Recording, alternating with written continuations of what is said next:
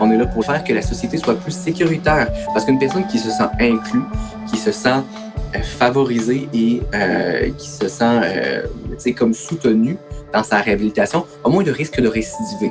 Dans cette optique-là, ça fait en sorte qu'il y a moins de criminalité. Donc, la société, les rues sont moins dangereuses. Même si on s'entend que la plus grosse criminalité n'est pas nécessairement la criminalité de rue, mais ça, on pourrait s'en parler pendant des siècles.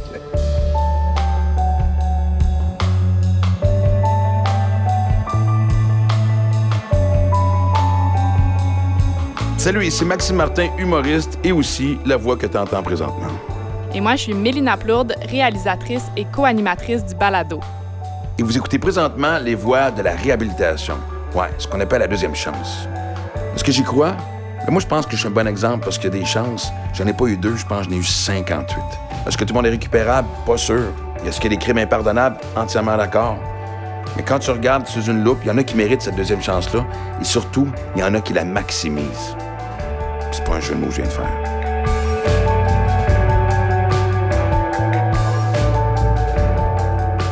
Dans l'épisode d'aujourd'hui, on rencontre une fois de plus des intervenants et intervenantes de chez Alter Justice.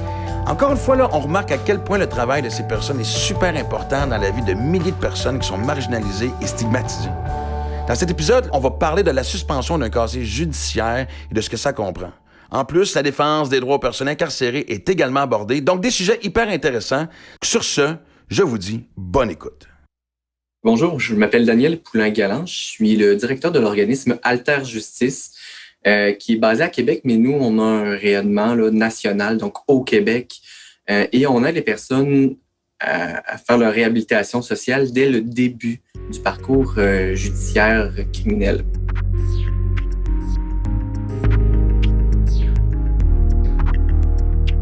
Je vais devoir critiquer dans mon travail les lois, les lois, en fait, les règlements, de regarder, de m'informer puis de donner l'opinion de l'organisme parce qu'on a quand même une mission de défense des droits. Là.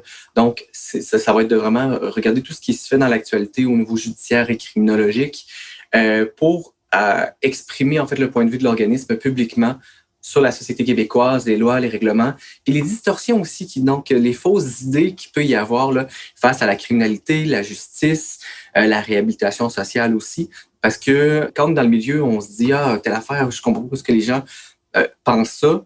Donc, notre travail, nous, c'est de vraiment d'informer les personnes sur les véritables réalités, puis d'arrêter de rester avec des idées qui sont soit dépassées, parce que ça fait des années que la science a démontré le contraire, ou des idées bien figées puis bien crues sur la délinquance, alors que la délinquance, ça prend toutes sortes de formes, ça prend toutes sortes de parcours, puis c'est toutes des personnes différentes, donc il n'y a pas de criminel, entre guillemets, là, identique à l'autre.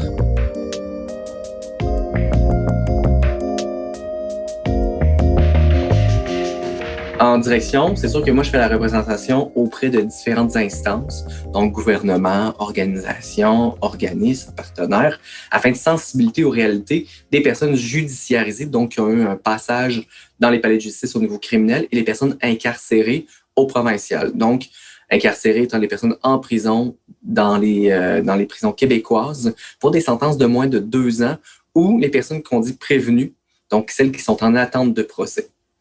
Je vous dirais, petite statistique en passant, on parle de presque, c'est 50%, 60% quasiment des personnes qui sont en prison sont en attente de procès. Donc, la plupart des gens qui sont en détention, c'est pas parce qu'ils ont commis des meurtres puis des agressions sexuelles à pu finir. La plupart sont en attente de procès pour des infractions, des fois, qui peuvent être, entre guillemets, mineures. Donc, par exemple, la conduite avec les facultés affaiblies, les vols de moins de 5 000 $ ou les récidives, par exemple, de possession de drogue, par exemple. Je ne suis pas en train de dire que les infractions, c'est correct d'en faire. Bien au contraire, si on a un code criminel puis qu'on punit en fait les digressions à la loi, c'est pour une raison. Par contre, je pense qu'on s'entend tous pour dire qu'il y a une échelle de gravité entre, par exemple, de voler une palette de chocolat à 5 $ au magasin puis de tuer son voisin. Donc, je pense qu'il y a quand même une bonne échelle entre les deux.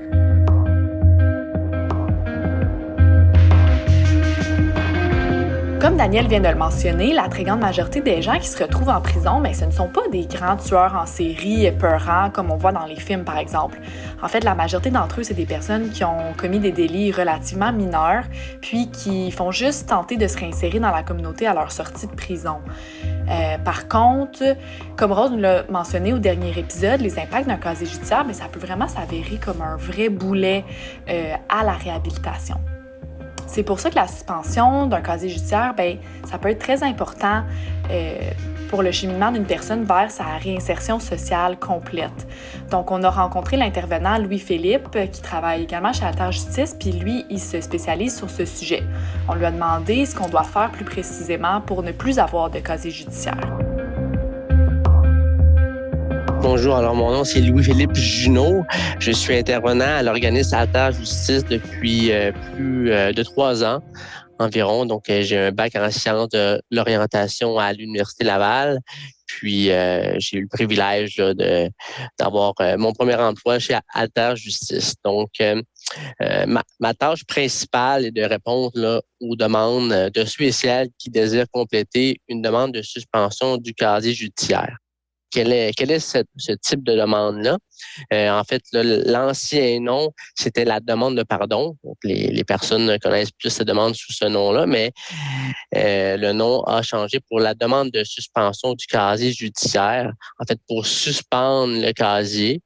Donc, lorsqu'une personne complète sa demande, elle obtient son pardon.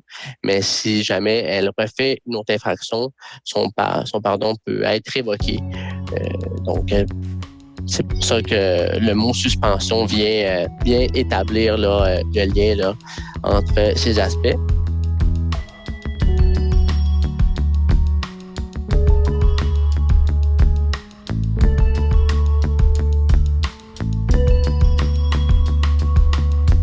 Cette demande est souvent très importante et primordiale là, pour les personnes qui sont en recherche d'emploi, par exemple, ou qui désirent un meilleur emploi, qui sont en attente d'une promotion ou ils sont en processus d'adoption ou qui en aura besoin pour un stage ou pour un programme d'études là, d'ici quelques années. Donc, c'est quand même des raisons qu'on entend souvent pourquoi les gens veulent faire leur demande, des raisons les plus importantes, là, c'est les exemples que je viens de vous donner. Il y a aussi au niveau là, des voyages. Bon, ces temps-ci, on voyage beaucoup, mais moins aujourd'hui à cause de la pandémie. Mais quand ça va reprendre, là, les gens, autant jeunes et vieux, aiment bien voyager. Donc, ça fait partie surtout là, des raisons du pourquoi les gens veulent faire leur demande de pardon. Au niveau de l'admissibilité ou l'inadmissibilité à faire une demande de suspension du casier judiciaire, en fait, tout va dépendre de la sentence qui a été reçue. Premièrement, c'est la Commission des libérations conditionnelles du Canada qui peut octroyer ou non la demande de suspension du casier judiciaire. Donc, c'est vraiment à leur discrétion. Même si on fait une demande, on paye, etc., c'est pas garant que ça sera accepté. Donc, depuis le 1er janvier 2022, les frais administratifs pour faire la demande de la suspension du casier sont rendus à 50 $. Ça représente vraiment une très grande différence parce que depuis près de 10 ans, seulement faire la demande, donc les coûts administratifs coûtaient 645 $. Puis ça, c'était les frais sans compter les frais pour les prises d'empreintes, par exemple, ou autres frais si jamais les gens ont besoin d'aller chercher des papiers au poste de police, etc. Donc, ce montant total pour faire la demande de suspension pouvait monter entre 740 et 790 $. Donc, vous pouvez vous imaginer que ça représente vraiment une très belle nouvelle pour cette clientèle-là qui est souvent marginalisée puis qui parfois a un statut socio-économique qui leur permettait pas de débourser des aussi gros montants pour pouvoir faire leur demande de suspension. Certaines personnes sont inadmissibles à faire cette demande. Donc, je vais vous décrire là, certains types de sentences qui feraient en sorte qu'une personne ne pourrait pas faire sa demande de suspension du casier judiciaire. Donc, il y a bien évidemment les personnes qui obtiennent une sentence vie. Par exemple, une personne qui a été reconnue coupable d'un meurtre au premier degré va normalement avoir une sentence vie. Au Canada, le maximum de temps qu'une personne peut faire sans possibilité de libération conditionnelle, c'est 25 ans. Donc, si une personne obtient une sentence maximale, elle pourra appliquer pour sa libération conditionnelle seulement après 25 ans. sa libération va lui être octroyée ou non en fonction de plusieurs facteurs, dont son risque de récidive. Donc, ça se peut qu'elle passe plus de 25 ans en prison si jamais elle ne réussit pas à avoir sa libération conditionnelle. Mais même si elle réussit à l'avoir, elle est encore sous condition. Donc, vu qu'elle a sa sentence vie, elle ne pourra jamais faire de demande de suspension de son casier judiciaire, et ce, jusqu'à la fin de ses jours.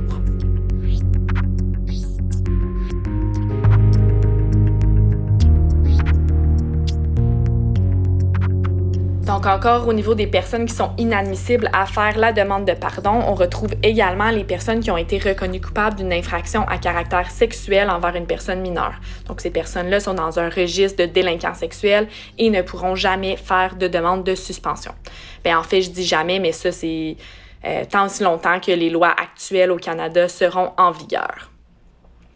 Finalement, les personnes qui sont considérées comme des multirécidivistes ne pourront pas non plus faire la demande de suspension du casier. Ce qu'on veut dire par multirécidiviste, on veut dire des personnes qui ont été accusées plus de 3 fois et que chacune de ces accusations-là ont donné des sentences fédérales, donc des peines d'emprisonnement de 2 ans ou plus. Donc, si une personne a été 3 fois devant la justice à obtenir des sentences fédérales, elle ne pourra pas demander sa demande de pardon.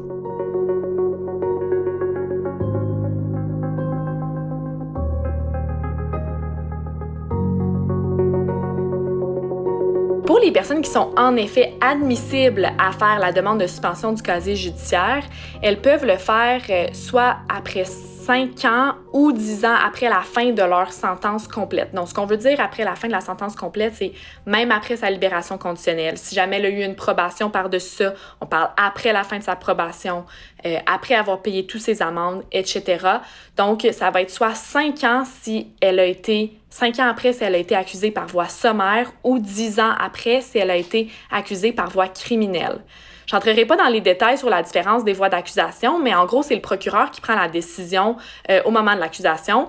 Et normalement, les accusations qui sont faites par voie sommaire, c'est souvent des premières infractions mineures. Mais encore une fois, c'est le procureur qui va décider, puis ça peut varier. Il n'y a pas de loi là, particulière au niveau de la voie par laquelle l'accusation a été faite. Puis au niveau des absolutions, en fait, on a l'absolution conditionnelle et l'absolution inconditionnelle. Et ces personnes-là n'ont pas besoin de faire de demande de suspension du casier judiciaire parce que leur casier va être effacé automatiquement après soit 3 ans si c'est une absolution conditionnelle ou après 1 an si c'est inconditionnel.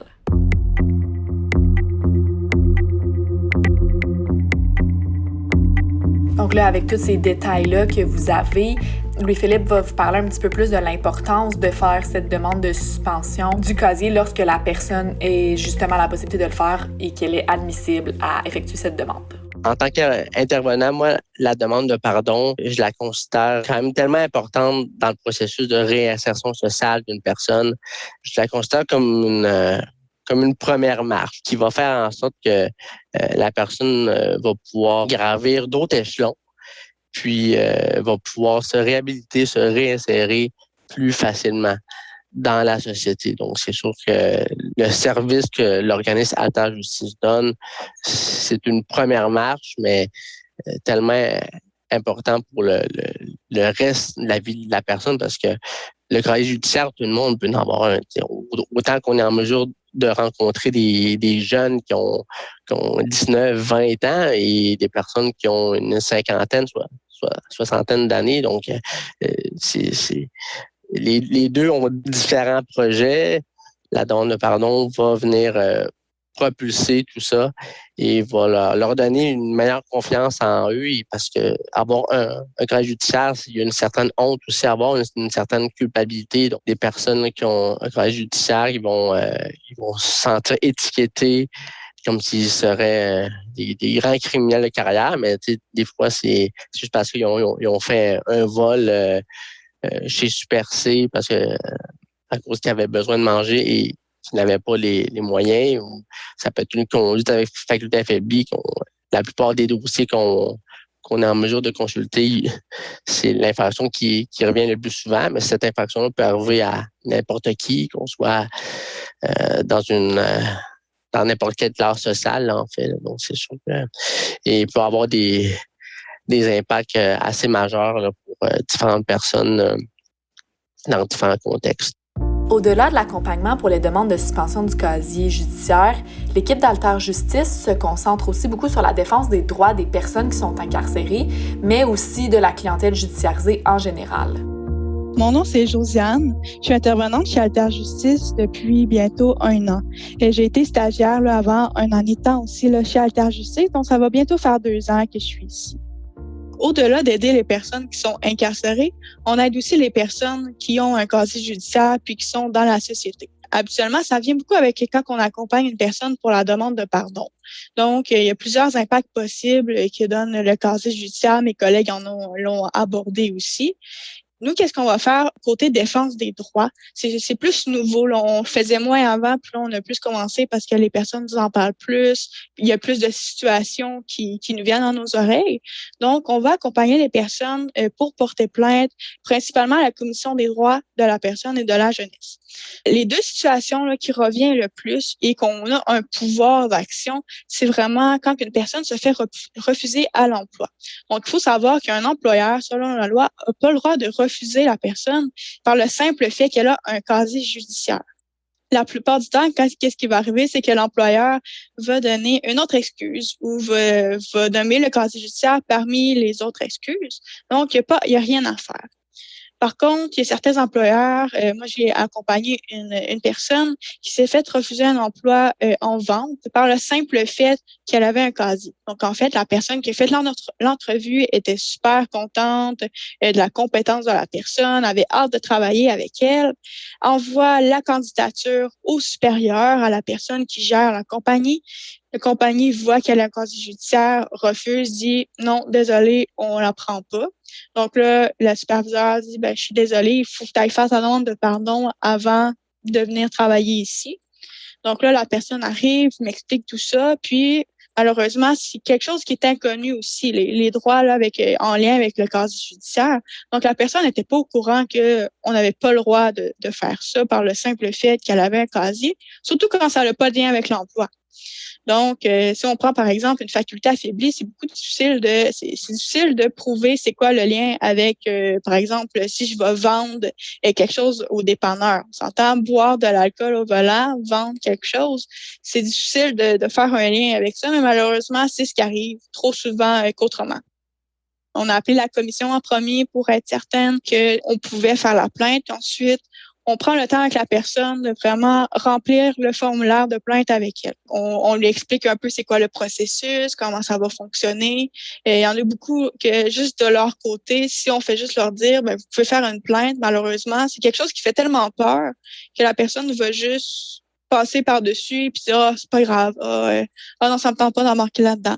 Alors que quand on dit à la personne, on va vraiment vous accompagner, on va vous prendre par la main, mais c'est presque ça, on va vraiment on va vous prendre puis on va vous aider à chaque étape du processus. La personne, elle va être plus à l'aise de vouloir faire une plainte puis elle va être plus rassurée aussi de savoir qu'il y a quelqu'un qui va être là avec elle si jamais elle a des peurs ou si elle a des questions.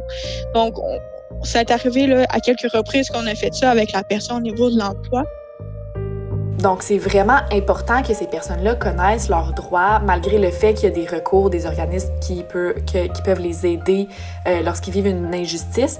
Mais c'est quand même toujours plus agréable d'avoir obtenu son pardon pour s'assurer que ces situations d'injustice-là ne se reproduisent plus. Donc, le fait qu'une personne puisse finalement obtenir la suspension de son casier judiciaire, ça va probablement l'aider dans son processus de réinsertion sociale. Daniel nous parle justement des effets de la réinsertion sociale chez une personne judiciarisée. Toute la logique qui est derrière ça, pour moi, c'est la promotion d'une société plus juste, plus équitable et plus sécuritaire. Parce que c'est pas parce qu'on travaille en réhabilitation sociale, donc en réinsertion, qu'on fait ami avec les multi-agresseurs ou les multi-récidivistes. Là. C'est pas, on est là pour les aider. On est là pour les aider dans leur cheminement à faire que la société soit plus sécuritaire. Parce qu'une personne qui se sent inclue, qui se sent favorisée et qui se sent comme soutenue dans sa réhabilitation, a moins de risques de récidiver. Dans cette optique-là, ça fait en sorte qu'il y a moins de criminalité. Donc, la société, les rues sont moins dangereuses. Même si on s'entend que la plus grosse criminalité n'est pas nécessairement la criminalité de rue, mais ça, on pourrait s'en parler pendant des siècles.